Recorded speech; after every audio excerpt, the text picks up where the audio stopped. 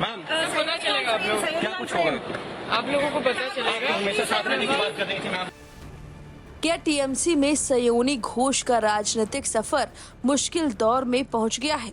बंगाल की राजनीति में इस वक्त सबसे ज्यादा चर्चा उसी चेहरे की हो रही है जिसे कभी ममता बनर्जी का सबसे भरोसेमंद युवा नेता माना जाता था और अब उसी युवा नेता को उसके पद से ममता बनर्जी ने हटा दिया है और अब सयोनी घोष एक बार फिर कैमरे के सामने आई। लोगों ने सवाल पूछे, सवाल का जवाब उन्होंने कुछ इस कदर दिया जिसके बाद सुर्खियां और बढ़ने लगी। दरअसल इस बार सयोनी घोष किसी चुनावी भाषण या राजनीतिक हमले से सुर्खियों में नहीं है, बल्कि उनका बदला हुआ रुख और पार्टी के अंदर बढ़ती हलचल उन्हें लाइमलाइट दे रही है। मीडिया ने जब उनसे पार्टी में चल रही उठापटक और उनके भविष्य को लेकर सवाल पूछे तो उन्होंने साफ शब्दों में कहा, मैं आपको जवाब नहीं दूंगी, मैं सिर्फ अपने क्षेत्र के लोगों को जवाब दूंगी। जरा सुनिए एयरपोर्ट पर पहुंची सयोनी घोष से जब सवाल पूछे गए तो उन्होंने किस कदर जवाब दिए। उनका हाव भाव बता रहा था कि टीएमसी में कुछ भी ठीक नहीं चल रहा। पता चलेगा आप लोग, क्या कुछ होगा? आप लोगों को पता चलेगा। हमेशा साथ रहने की बात कर रही थी मैम। आप तो हमेशा साथ रहने की बात कर रही थी। देखिए, मैं आपको जवाब नहीं दूंगी, मैं जवाब सिर्फ अपने क्षेत्र के लोगों को। ये लोग आपकी बात सुन रहे हैं, सयोनी है, आवाज आपके लोगों को पहुंच रही है, क्या कुछ आप बताएंगे? आवाज आगे भी पहुंची। चड्डा नहीं हो, चड्डी बन जाओ, ऐसी बात आप क्यों कर रही थी? ऐसी बातें क्यों कर रही थी? अब सयोनी घोष का यह बयान ऐसे समय में आया है जब टीएमसी के अंदर बगावत और असंतोष की खबरें लगातार सामने आ रही हैं। राजनीतिक गलियारों में चर्चा है कि पार्टी के कई सांसद नेतृत्व से नाराज है और सयोनी घोष का नाम भी उन नेताओं में लिया जा रहा है जो मौजूदा हालात से खुश नहीं है। इसी बीच ममता बनर्जी ने एक ऐसा फैसला लिया है जिसने इस चर्चाओं को और हवा दे दी है। युवा तृणमूल कांग्रेस की अध्यक्ष सयोनी घोष को अचानक से पद से हटा दिया गया। हैरानी की बात यह है कि कुछ समय पहले ही उन्हें दोबारा इस पद की जिम्मेदारी सौंपी गई थी, लेकिन अब उनकी जगह अर्नब बनर्जी को जिम्मेदारी दी गई है। सवाल उठ रहा है कि क्या सिर्फ संगठनात्मक बदलाव है या फिर पार्टी नेतृत्व और सयोनी घोष के बीच सब कुछ ठीक नहीं चल रहा, क्योंकि जिस नेता को कभी टीएमसी का भविष्य माना जाता था, आज वही नेता पार्टी के बड़े फैसलों के केंद्र में नजर आ रही है। मामला यही नहीं रुका। दिल्ली में केंद्रीय मंत्री भूपेंद्र यादव के घर पहुंची सयोनी घोष की तस्वीरों ने बंगाल की राजनीति में नई बहस छेड़ दी है। टीएमसी में मचे सियासी घमासान के बीच इस मुलाकात को लेकर तरह तरह के कयास लगाए जा रहे हैं। विपक्ष सवाल उठा रहा है जबकि टीएमसी खेमे में भी इस पर चर्चा तेज है। अब बंगाल की राजनीति का सबसे बड़ा सवाल यही है कि क्या सयोनी घोष और टीएमसी नेतृत्व के बीच दूरियां बढ़ सकती हैं? क्या यह सिर्फ एक अस्थायी विवाद है या फिर आने वाले दिनों में बंगाल की राजनीति कोई नया मोड़ लेने वाली है? फिलहाल हर नजर सयोनी घोष के अगले कदम पर टिकी है। अब इस खबर पर आपकी जो भी राय है कमेंट करके जरूर बताएं। बने रहिए लाइव हिंदुस्तान के साथ।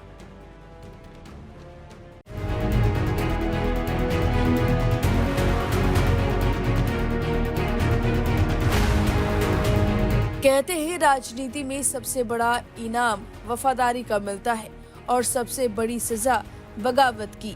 बंगाल की राजनीति में अब कुछ ऐसा ही देखने को मिल रहा है। जो नेता कभी ममता बनर्जी और अभिषेक बनर्जी के सबसे भरोसेमंद चेहरों में गिने जाते थे, आज वही पार्टी से बाहर का रास्ता दिखाए जा रहे हैं। टीएमसी में मची बगावत के बीच ममता बनर्जी ने साफ संकेत दे दिया, जो नेता पार्टी छोड़कर विरोधी खेमे में जाएगा उनके लिए संगठन में कोई जगह नहीं बचने वाली। इसी सिलसिले में सबसे बड़ा झटका लगा है सयोनी घोष को।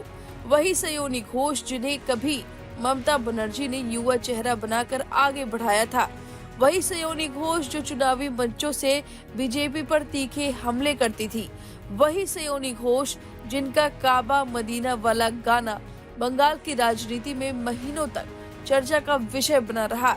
लेकिन अब हालात पूरी तरह बदल चुके हैं।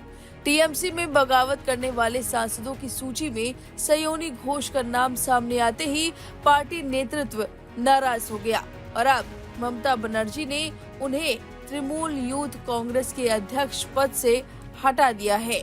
यानी जिस संगठन की कमान कभी सयोनी के हाथ में थी, अब उससे भी उनकी विदाई हो चुकी है। दरअसल बंगाल में इस समय टीएमसी अपने सबसे बड़े राजनीतिक संकट से गुजर रही है।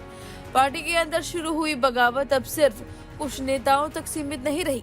दावा किया जा रहा है कि विधानसभा में करीब 64 विधायक अलग खेमे में चले गए हैं, जबकि लोकसभा में करीब 20 सांसदों ने अलग गुट बनाकर एनडीए को समर्थन देने का फैसला कर लिया है।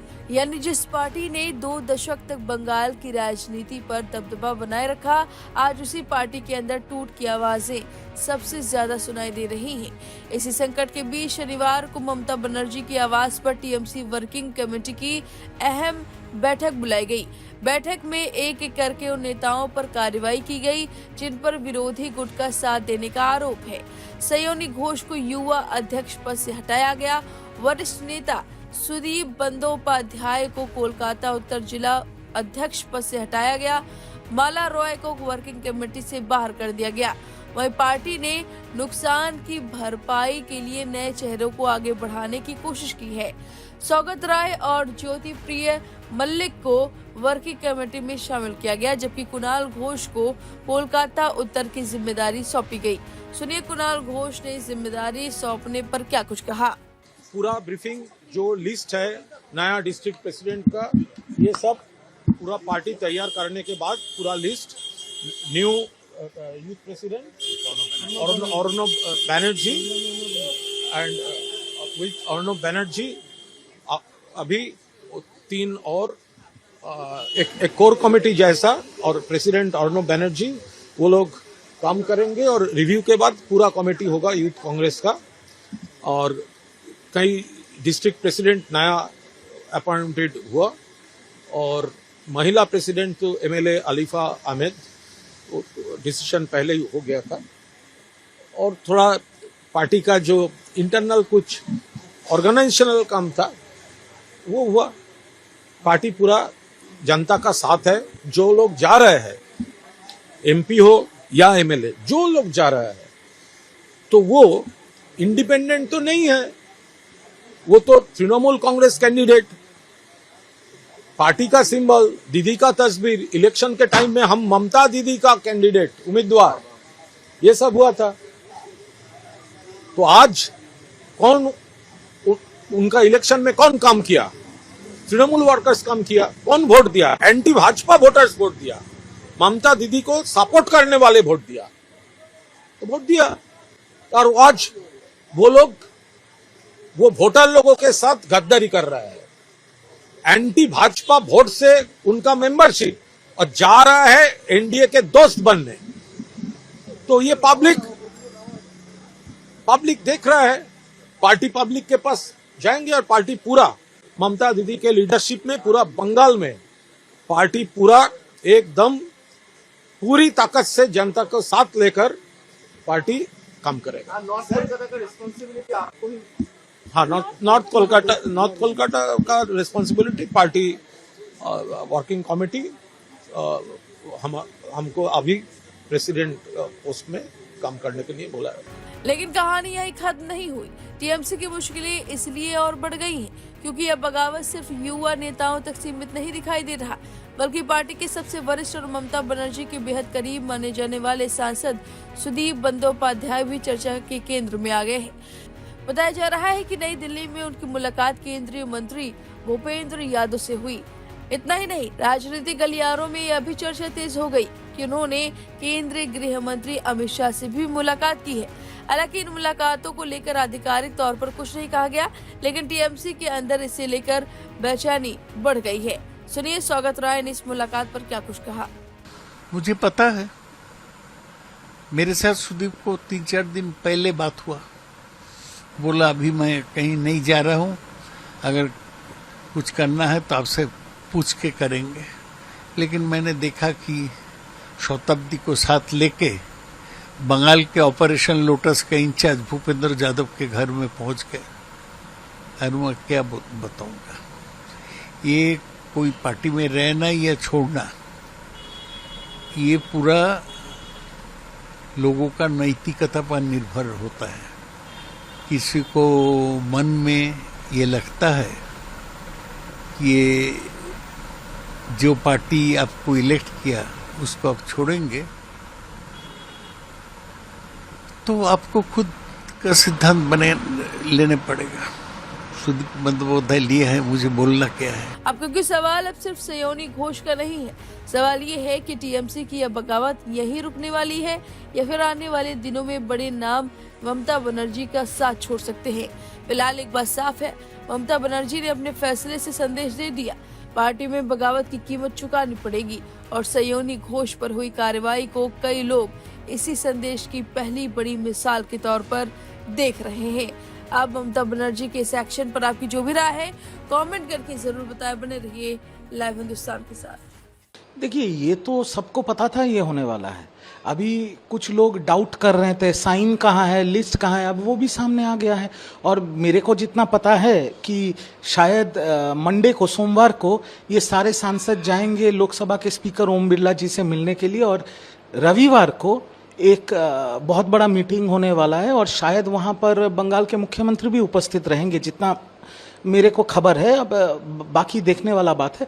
तो ये जो रेबल फैक्शन ऑफ एमपीज हैं, तृणमूल कांग्रेस के करीब 20 एमपीज हैं और मुझे खबर है कि वो नंबर बढ़ भी सकता है। उन लोगों ने ये साफ तरीके से बोला है कि वो देश के हित में एनडीए को सपोर्ट करेंगे। तो ये भाजपा के लिए तो विन विन सिचुएशन है, ना बीजेपी में ज्वाइन भी कराना पड़ रहा है और उनको समर्थन भी मिल रहा है, तो देश के हित में तो सही है।